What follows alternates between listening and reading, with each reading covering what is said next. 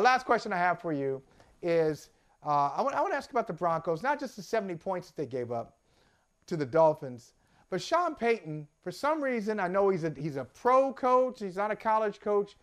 He's giving me Urban Meyer vibes in that he just comes across like he wants you to know he's the smartest one in the room. He wants you to know that his method works, even after giving up 70. You catch his line, Robert, after giving up 70 points, goes, you know, I've been on the other side of this before, but no, you haven't. No, you have not. You have not been on the other side of this. You sit here like everybody else. You sit here and take this medicine. Well, you know, in my distinguished career, I'm not used to losing by 50. I feel like Sean Payton thinks it's about him, and unlike Mike McDaniel, who understands that it's about the players, and when you center the players first, then you will also get the credit, but you can't start off making it about you. Do you think Sean Payton will ever get this lesson? I think it'll probably be fine in the long term in Denver. I just think he's such a good coach and has such a good track record, but this is such a discouraging way to start this entire process. Even if it was going to be a forgettable year for the Broncos, even if Russell Wilson was beyond saving, that there was going to be some version of a rebuild teardown that had to happen over the next 1 or 2 years, I still thought that they would be like an adult professional football team.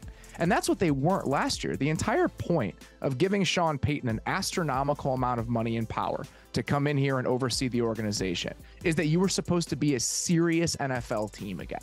And to get 70 hung on you in week 3, a week after letting Sam Howell throw the ball all over the yard against you, this is not what the Broncos were supposed to be. Even if they weren't going to be a playoff team this year, they were supposed to be an organization that was no longer a laughingstock after they had devolved into that last season. So I can't imagine people in Denver are happy after all the celebrating and after the trade that they made. They gave up a lot to go get this guy because he was supposed to get the train back on the tracks. And instead, nothing has changed, and they're seemingly in the same spot that they were last year. The problem that I have with this, guys, is that it's not necessarily Sean Payton, because I do think that he's doing his part. His team has, well, and outside of the first week where they scored 16 points, they then scored 33 points and then scored 20 points, which if you look at what they had last year, that's going to win them games. The problem here is that he changed the defensive coordinator that didn't need to be changed. They were a top 5 defense last year. You bring in Vance Joseph, and you've done nothing but do the exact opposite of what you were used to doing, which was playing defense. You were up 21-3 against the Commanders. In any other game in 2022, that is an automatic win for the Denver Broncos. Then you let them come back and win.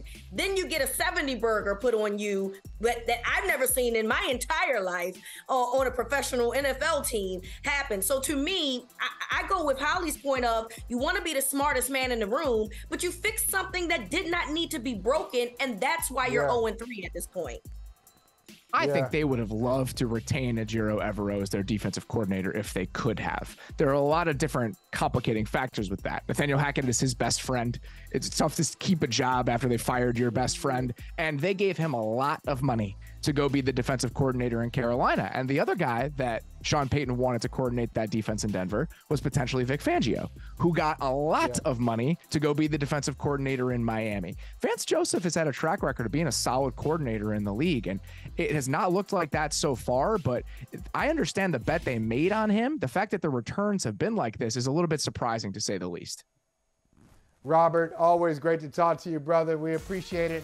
Let's all hope that Vance Joseph doesn't become the first guy to be fired as head coach and D coordinator in the same organization, right?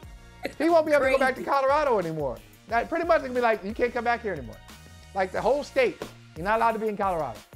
You can't go see Deion Sanders and at Boulder. You can't go anywhere.